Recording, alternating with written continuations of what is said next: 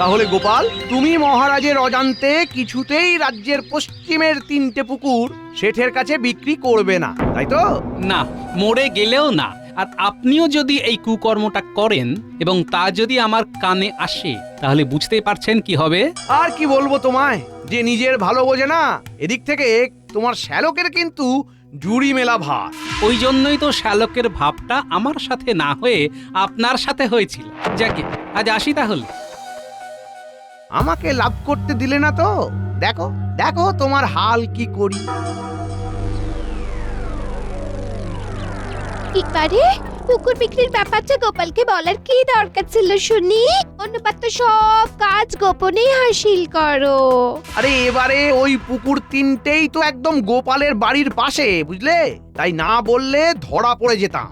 আরে সকাল সকাল বেরিয়েও তাহলে কোনো কিছুই লাভ হলো না। মন্ত্রী মশাই, ও মন্ত্রী মশাই, দাঁড়াও গিন্নি দাঁড়াও, ওরা এসেছে, দেখে আসি গিয়ে কি বলছে।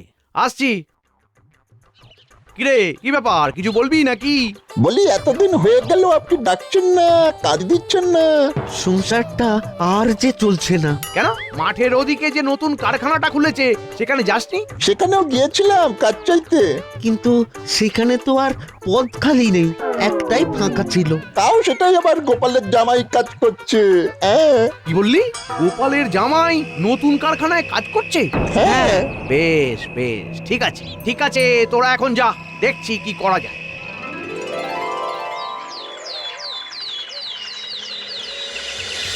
বাবা জীবন, আমি আসি তাহলে। মন দিয়ে কাজ করো, কেমন? হ্যাঁ বাবা, আমার ছুটি হলেই আমি তাড়াতাড়ি করে আপনার মেয়ের কাছে চলে যাব। সেই ভালো, আমি আসছি। হ্যাঁ,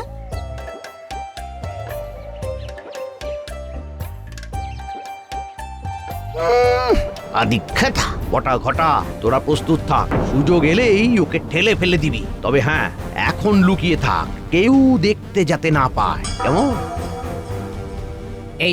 এই যে জামাই, তোমায় আজকে এই মাথায় করে 4খানা কাঠের তক্তা আগে কারখানার 3 তলায় পৌঁছে দিতে হবে। তাহলে তক্তাগুলো তুলে নিচ্ছি। বটা ঘটা, এইবারে সময় এসেছে, কায়দা করে ফেলে দিবি। এখনই তোরা চলে যা, যা।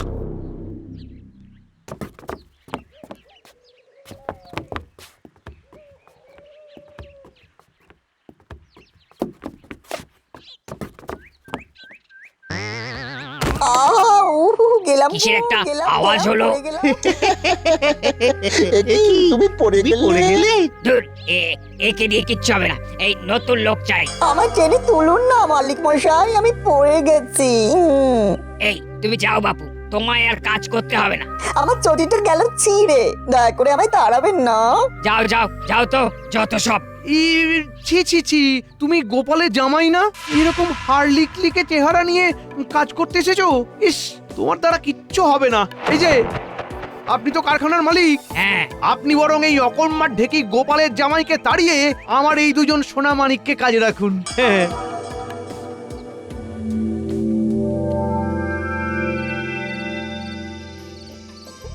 কতদিন পর তোমার হাতের বানানো সেই ঝালমুড়ি মাখা শান্তি করে খাচ্ছে গিন্নি। ভাগ্যিস তোমার মা নেই, ভাই নেই।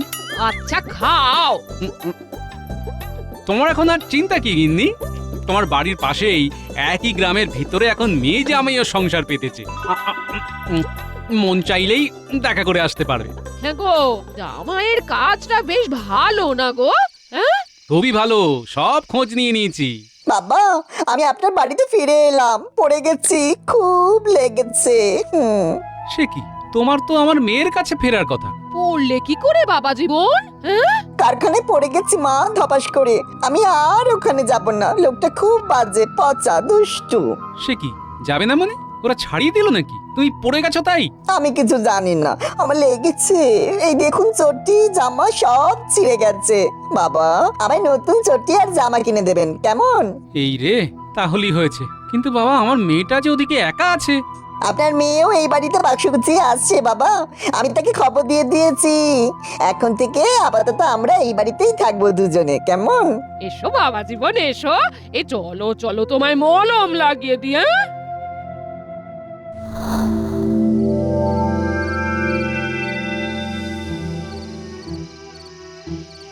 গো শোবে না? এত অস্থির হচ্ছ কেন? জামাই কেন কাজ ছাড়লো তাই ভাবছি। ওখানে কি হয়েছে না হয়েছে তা তো কিছুই বললো না। বলে তুমি বরং একবার ওখানে গিয়ে খোঁজ নাও, দেখো কোনো গন্ডগোল হয়েছে নাকি। হ্যাঁ, আমিও তাই ভাবছি বুঝলে। আর কি বলতো, ওই কুড়েমি ধরে গেলেই না মুশকিল। একে তো জোয়ান বয়স, তাই এই বয়সে খাটবে না তো আর কোন বয়সে খাটবে বলো দেখি।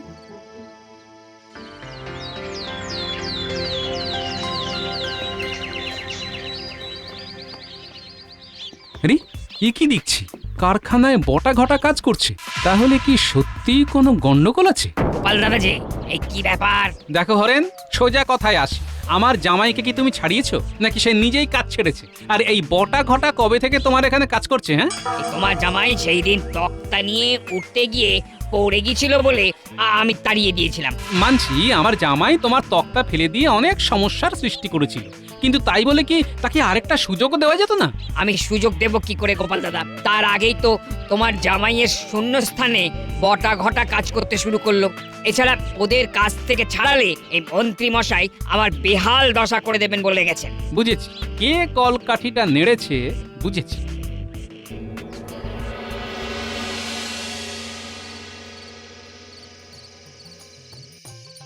এই তো গোপাল দাদা, তুমি এসে গেছো। বলো বলো, কি বলবে? আমার জামাইটা অলস হয়ে কাজ ছেড়ে আমার বাড়িতে বসে আছে। আমি তাই ওকে আবার নতুন উদ্যমে কাজে ফেরাতে চাই। সে তো খুব ভালো কথা। তা বলো, আমি কিভাবে তোমায় সাহায্য করব? ও যখনই বাড়ি থেকে বেরোবে তখনই তোমরা সবাই একটু ওকে ঘর জামাই বলে পিছনে লাগবে, মস্করা করবে, ব্যাস এইটুকুই। ঠিক আছে, আমি আরো বেশ কিছু জনকে বলে দেবো। আশা করছি তাতেই কাজ হয়ে যাবে।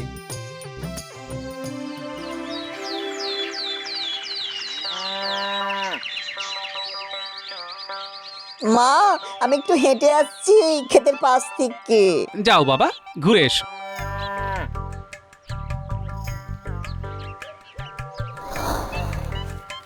আরে ঘর জামাই যে!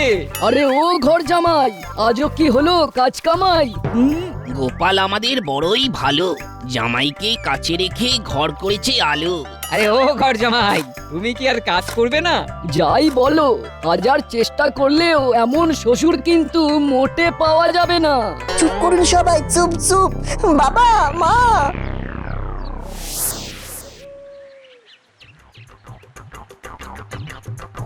মা, বাবা। এ কি বাবা জীবন, এ কি হয়েছে? তুমি কাঁদছো কেন? মা, বাইরে সবাই আমায় ঘর জামাই বলে পিছনে লাগছে। বাবা, তা কোনো কাজ না করে ঘরে বসে থাকলে লোকে তো বাজে কথা বলবেই। তুমি কাজ করলেই দেখবে আবার আবার সব স্বাভাবিক হয়ে যাবে। হ্যাঁ, আমি তো কাজ করতেই গিয়েছিলাম, কারখানাতে সেই দিন ধুম করে পড়ে যাওয়াতে মালিক আমায় তাড়িয়ে দিল।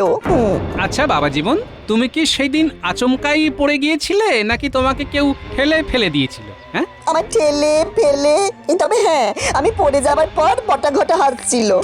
তাহলে এটা কারো ষড়যন্ত্র নয় তো? ভেবে দেখো বাবা জীবন। হ্যাঁ, ষড়যন্ত্রই হবে হয়তো, নাহলে ওখানে আচমকা করে আসবে কি করে? আমি নিশ্চিত এটা তাহলে মন্ত্রী মশাইয়ের কারসাজি, দুষ্টু মন্ত্রী। আমার কাছেও তেমন খবরই আছে। তাহলে তাকে জব্দ করতে হবে তো, কিন্তু কিভাবে? চিন্তা নেই, আমি আছি তো, বলে দিচ্ছি। এদিকে এসো।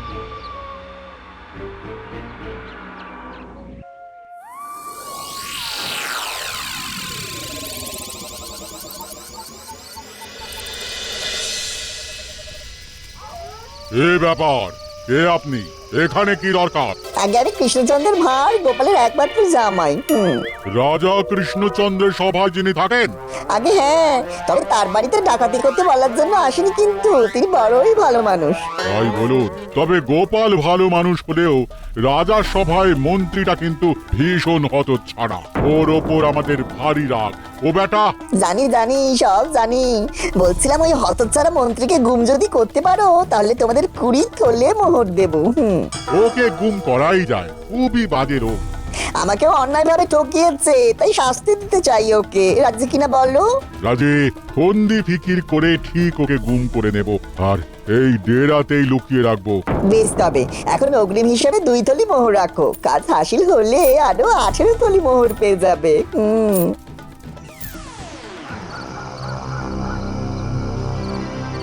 আজ ঘুম আসছে না। এই তুমি একটা গান গাও না, শুনতে শুনতে ঘুমিয়ে যাই।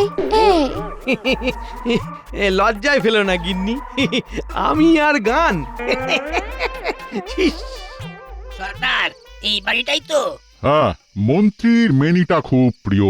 আমি ওকে বেড়ালে ডাক ডাকছি, আর তুই দরজায় আওয়াজ করবি, বুঝলি? এই মেনিটার মনে হয় খিদে পেয়েছে, দরজা ধাক্কাচ্ছে। ধাক্কা দিকে তুমি ওঠো না, আমার পাশে থাকো। ওরকম বললে হয় গিন্নি? আমি আসছি এক্ষুনি, তুমি একটু ধৈর্য ধরো। হ্যাঁ বেশ, তাড়াতাড়ি ফিরে এসো। আর হ্যাঁ, হেসেলে দুধের বাটিতে দুধ আছে, ওকে দাও।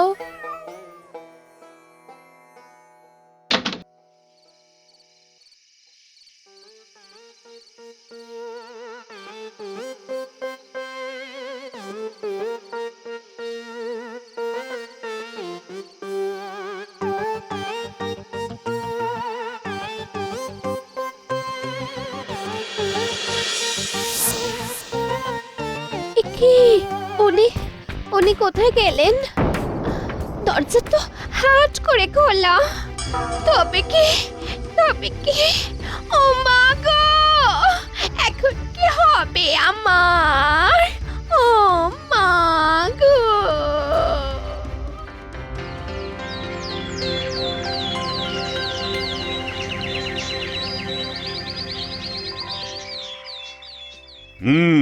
সকলকে জানাই সুপ্রভাত।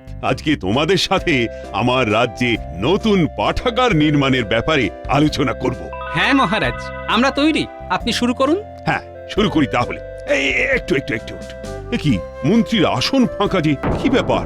হ্যাঁ তাই তো, এমন তো হয় না। তবে কি তার পেটের ব্যায়াম হলো নাকি? হা বায়ুরোগ। মহারাজ, আমি আর নেই, আমায় বাঁচান মহারাজ। কি তুমি নেই মানে? এই তো তুমি আছো। আর তোমার কি হয়েছে? মন্ত্রী কোথায়? আমি তো আছি মহারাজ। আপনার রাজ্যের মন্ত্রী মশাই কালকে রাত থেকে নিখোঁজ হয়ে গেছে। সে কি করে হলো? কালকে রাত্রে খেয়ে দিয়ে শোয়ার পরে আচমকাই আমাদের মেনিটা ডাকতে শুরু করলো। উনি তো সেই শুনে দুধ খাওয়াতে গেলেন। তারপর আমি কিছুক্ষণ পর গিয়ে দেখি দালানের দরজা হাট করে খোলা, উনি কোথাও নেই।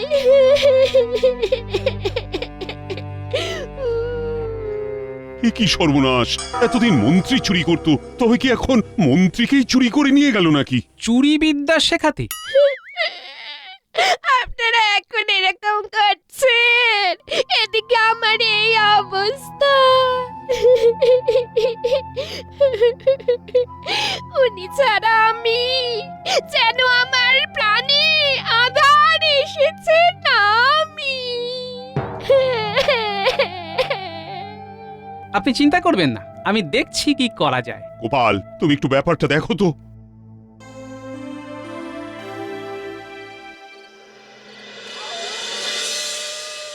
এই আমায় এভাবে লাঠির সাথে ঝুলিয়ে উল্টো করে আর কতক্ষণ রাখবে শুনি? আমাদের কাছে কৈফিয়ত চাইছিস? না, আমার বলার ভঙ্গিমাটা আসলে ঠিক হয়নি। বলছি কি, এবারে আমাকে ছেড়ে দাও না। চপ, একদম বাদে বকবি না। এরপরে তোকে আরো কত কি করবো তার তো ঠিক নেই। বলছি সর্দার, ওই আমাদেরকে তো কাজটা শেষ হলে উনি বাকি মোহরগুলো দেবেন বলেছিলেন, সেটা কি হলো? যা বলেছিস, কালকে একবার সরাসরি যেতে হবে, বুঝলি? আমাকে কে গুম করতে বলেছে গো, বলো না। এই চপ!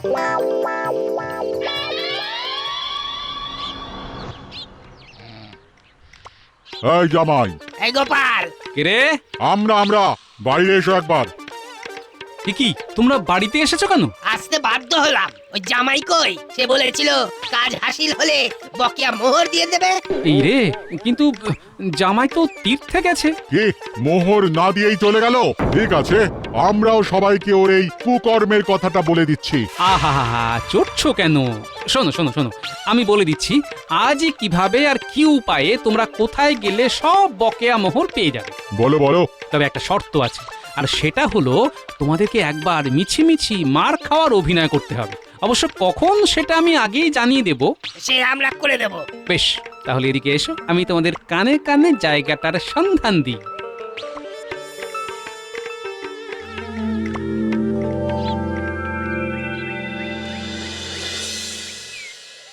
সর্দার, ওই যে পাজি দুটো আসছে।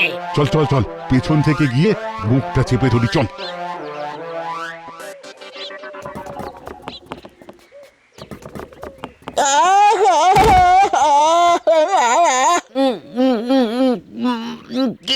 কে কে কে? আমরা হলাম জমদূত। জল্লাদের মতো চেহারা। আমাদেরকে ধরছো কেন? আমরা তো এখনো মরিনি। তোরা পাপী, তোদেরকে আমরা মেরে যমরাজের কাছে নিয়ে যাব। আমরা কি করেছি শুনি? আমাদেরকে মারবে কেন? তোরা গোপালের জামাইকে ইচ্ছে করে ঠেলে ফেলেছিস। তারপর ওর জায়গায় কাজ করছিস। এটা অন্যায়, তাই তোদেরই শাস্তি হবে। সে তো করেছি ওই মন্ত্রীর বুদ্ধিতে, কিন্তু আর এমন হবে না দুধ দাদা। বলো কি করলে আমাদের তোমরা ছেড়ে দেবে? ছাড়তে পারি দুটো কাজ করলে। কি কি? আমাদেরকে 20 থলি মোহর দিতে হবে। আর এই কাজটা তোদের ছেড়ে দিতে হবে। আমাদের সাথে আমাদের ডেরায় চলো। এক্ষুনি 20 থলি চুরি করে রাখা মোহর দিয়ে দিচ্ছি। বেশ, আর শোন, এইখানে ভুলেও কাজ করতে আসবি না।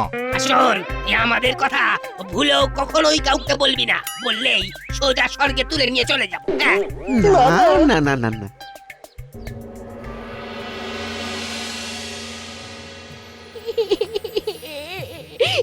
মহারাজ, আমি আর পারছি না, আপনি কিছু একটা করুন। তুমি দয়া করে এভাবে কেঁদো না, একটু ভরসা রাখো। গোপাল আসছে, কিছু না কিছু একটা উপায় বার করবে।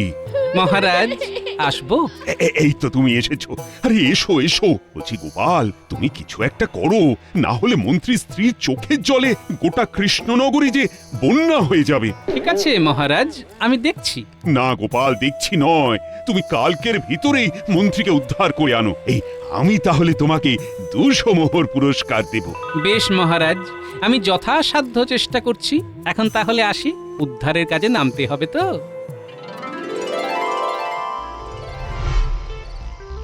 এই যে বাবা জীবন, ঝটপট কাজে নামতে হবে বুঝলে, হাতে বেশি সময় নেই, নাটকটা শুরু করে দিতে হবে। কি করতে হবে বাবা, আপনি আমায় বলে দিন।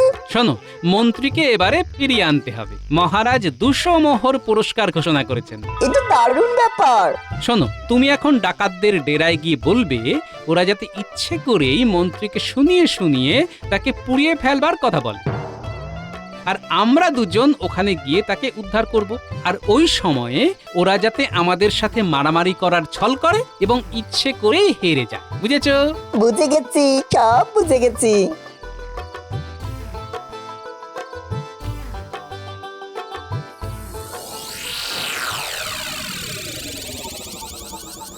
বলি ও ডাকাত সর্দার, আমায় এবার ছেড়ে দাও না, 2 দিন তো হয়ে গেল। এই দেব তো, একেবারে চিরদিনের মতো মুক্তি দিয়ে দেব। মানে অমন মুক্তি আমি চাইনি গো, আমি চাইনি। আমরা তোমাকে এখন আগুনে ঝলসাবো। পাতা জড়ো কর। ভগবান, তুমি আমায় এই যাত্রায় রক্ষা করো ভগবান। আরে রে রে রে রে, ওরে ডাকাতরা মন্ত্রীকে ছেড়ে দে রে রে রে। কি এত বড় স্পর্ধা, মন্ত্রীকে গুম করা! ও মা, গোপাল গোপাল, জামাই জামাই, শিগগির শিগগির আমায় তোমরা ছাড়াও। আমাদের সাথে লড়াই করে যদি হারাতে পারিস, তবেই তোরা মন্ত্রীকে ছাড়াতে পারবি। হোক তবে যুদ্ধ। আরে রে রে রে রে। গোপাল গোপাল গোপাল জামাই, ও জামাই, গোপাল। কি সর্দার, হারলে তো? পরাজয় স্বীকার করো। আর মানছি, তোমরা মন্ত্রীকে নিয়ে যাও। হে, ধন্যবাদ গোপাল, ধন্যবাদ জামাই, ধন্যবাদ। কি মন্ত্রীমশাই, শেষে সেই আপনাকে উদ্ধার করলো যাকে আপনি ষড়যন্ত্র করে চাকরি থেকে তাড়িয়ে দিয়েছিলেন। ভাগ্যের চাকাটা সত্যি ঘোরে গোপাল। আমি তোমাদের দুজনের কাছেই ক্ষমা প্রার্থী। আমি কথা দিচ্ছি, জামাইকে আমি আগামী 3 মাস টানা বেতন দিয়ে যাব, তাও নিজের গ্যাট থেকে। হ্যাঁ বাবা, এটা দেখছি চাকরি যেতে না যেতেই আপনি আমায় দ্বিগুণ মুনাফায় ভরিয়ে দিলেন। তাই দেখো, যতদিন তোমার এই শ্বশুর বাবা থাকবে ততদিন তোমাদের কোনো চিন্তা নেই, শুধু সৎ পথে মন দিয়ে নিজের কাজটা করে যাবে, বুঝলে? সে আর বলতে। ভগবান তাহলে সত্যিই আছে, সত্যি সত্যি সে পাপী তাপীদেরও প্রাণ বাঁচাতে সহায় হন। সত্যি ভগবান আছে, সত্যি।